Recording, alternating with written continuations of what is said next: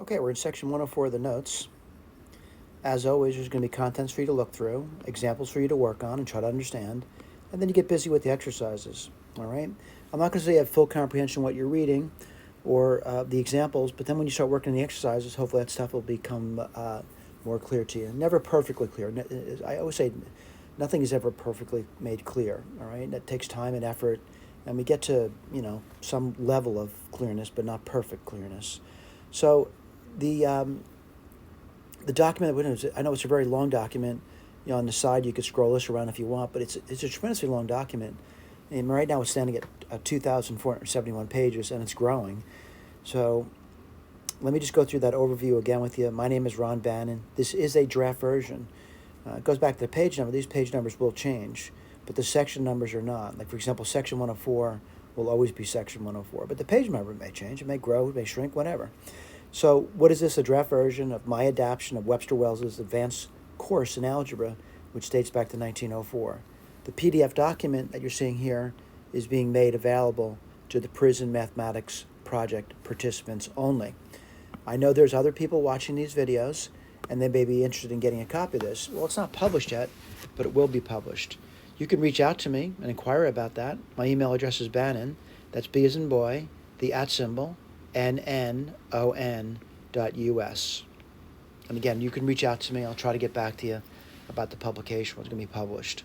All right. So, looking through the document, I want to point out what we're looking at is this is more permutation, combination type things. Again, you read through it. They got an example, yada, yada, yada. There's a lot of reading, but we expect you to read through it. All right. What we're really trying to do is get to the content of what we need to do. As I read this to you, I want to, certainly read what they're saying. They want me to, how many permutations can be formed in the letters of the word Tennessee? Well, I'm going to count it up. I'm going to count how many letters there are there. And, certainly it's easy to make a mistake, but I'm going to count, and one at a time. So 1, 2, 3, 4, 5, 6, 7, 8, 9. There's actually 9 letters. So if I were just thinking about a permutation and everything was unique, it would be 9 factorial. But unfortunately, some of these letters are being repeated. So I want to write that down. By the way, uppercase, lowercase, we're not concerned about that. So, whether it's an uppercase T or lowercase t, uppercase E, lowercase e, we're not differentiating. We're just saying the letters. Where the letters, there's a T. There's only one of them. There's an E. How many E's are there? Let me just count it up. 1, 2, 3, 4. There's 4 E's. Let me count up the N's now. How many N's are there? 1, 2. All right. Is there any other letters? Yeah, there's 2 S's, right? 1, 2. Now, sometimes people have a tough time counting, and I don't like counting myself, especially when it gets to a bit large number. But I want to check myself. Are there 9 letters there? Well, 2, 2, 4, 1. That's 9. So let's write this down. What do we have? We have 9 factorials, but unfortunately, a lot of these things are being overcounted. So I'm going to write this down. I'll write down a little bit different than Wells does. I'll just say 1 factorial. That's certainly not overcounted. But this was overcounted. 4 factorial. All right? Those E's, it's been overcounted by 4 factorial. So if I was ordering 4 different E's, they're not different, they're all the same. And then 2 factorial. There's 2 N's. And 2 factorial. All right? I want to go through the arithmetic. But again, my claim over here is I'm not really interested in the arithmetic other than the fact that I think you should be able to do it yourself. I'll write this down for you. Now, someone says I want to use a calculator. I'm not opposed to it, right? But 9 factorial is 9, 8, 7, 6, 5, 4. I'm going to stop at 4 factorial. Now, why is that? I see a 4 factorial on the bottom. All right, so I got the 9 done, and I got the 4 factorial. What else do I see? I see these numbers over here, which gives me 2 times 2, which is 4. All right, I'll write that down for you. 4 factorial cancels off. 4 goes into 8 2 times. And I'm going to start doing some multiplications for you. The first thing I'm going to do is 2 times 5, which is 10. The next thing I'm going to do is 7 times 6, which is 42. And then I get a 9. What do I get over here? I'll write it down for you. This is 90 times 42. Let me write the arithmetic down for you. 42 times 90. What do you get? 0, 18. 9 times 4 is 36, so it's 3780. Now, do mistakes happen? All the time. We'd like you to look at the answer key. If you feel there's an error anywhere, please bring it to my attention. Right, and how many different words of 4 letters? So I know there's 4 letters. 1, 2, 3, 4. So we have 9 letters to choose from, though. All right, so there's 9 letters to choose from. So, and it says that letters can occur, any number of times. So if there's 9 letters to choose from, what's my choice for the first entry? I have 9 letters to choose from. Right, what's my next entry going to have? Well, I could repeat the same choice. There's still going to be 9 choices. 9 more choices and 9 more choices. What do you get? 9 to the 4th power. Right, let me go through this, but again, if you want to use a calculator, please use a calculator. On a calculator, this would be 9 caret 4, and on a calculator, you would certainly get the answer. What I want to do is write down the arithmetic for you. 9 4 is going to be 9 squared, which is 81 times 81. 1 times 81 is 81. Pretty easy to do. 8 times 1 is 8. 8 times 8 is 64. What do you get? 1, 8 and 8, 16. Carry the 1, that's 5. You get 6561. Now, a lot of exams you get nowadays, they don't allow you to use a calculator, and you should get familiar with using, your techniques of arithmetic. I'm not saying it's the same as mine, but you should be able to do the arithmetic. All right? Let's go to the next one. And I don't think there's many questions in this examples. Yeah, well, then we go to the exercises. Now, this is how many ways can a selection of 1 or more volumes be made from 5 books? All right, so in how many ways can a selection of 1 or more volumes be made from 5 books? There's many ways to do the problem, all right? Many ways to do it, all right? But I got 5 books, and I got to start making selections, all right? Start making selections from it. And I notice I write down this sum over here, and that's an interesting thing, but let's just talk about it. In how many ways can a selection be made 1 or more volumes from 5 books? I'm going to point out, this is just like selecting a book. Well, how many books are there? There's 5 books, and you could, believe it or not, select 0. That's a way to do it. Now, you could also select 1. We're not talking about the order in which, you're just saying you can collect them this way. Right, what's the other one you're going to get? Well, you get 5 books. You could select 2 of them, and this is a possibility. This is certainly different than the other 2. What could you do? You still have 5 books, and you could select 3. Order doesn't matter there, by the way. You have 5 books, and you could select 4. And you have 5 books, and you could select 5. Now I understand where this is coming from. They're just writing those things down over there. Just what I wrote down. Let's do the arithmetic. These are nice. I want to tell you why they're nice. They're pretty easy to do. And let me see. 0, 1, 2, 3, 4. I'm not sure why they didn't put down. How many ways can you select 1 or more volumes? I made a mistake. They're not selecting 0. They said 1 or more. I apologize for that. The key word there is 1. I didn't read that. I was selecting 0. I need to erase this. Now, someone's had you notice that. I looked at my key, and I noticed they weren't including that one. But I'm going to write these down for you. And, as far as a summation goes, we'll do the arithmetic a little bit later. The summation would be, let me write this over here. I'm going to use the letter I equals, and I notice there's a 5 over here, and I can put the I here, and I starts at 1, and it goes up to 5. And that's why I'm seeing that over there. All right? Let's do the computation, then we'll check it. 5 factorial. Again, you may be quicker at this. That's fine. You can also use the binomial coefficients tables to get these, and I'll go through that in a moment. But this would be 1 factorial, 4 factorial. This turns out to be 5. A very, very simple computation, by the way. This one's going to be 5 factorial, 2 factorial, 3 factorial. That's a little more difficult. Write down what you get there. 5 times 4 times 3 factorial over 2 factorial, which is 2, and 3 factorial. That cancels off. 2 goes into 4 2 times, and 2 times 5 is 10. You're going to notice these coefficients when we start doing the arithmetic.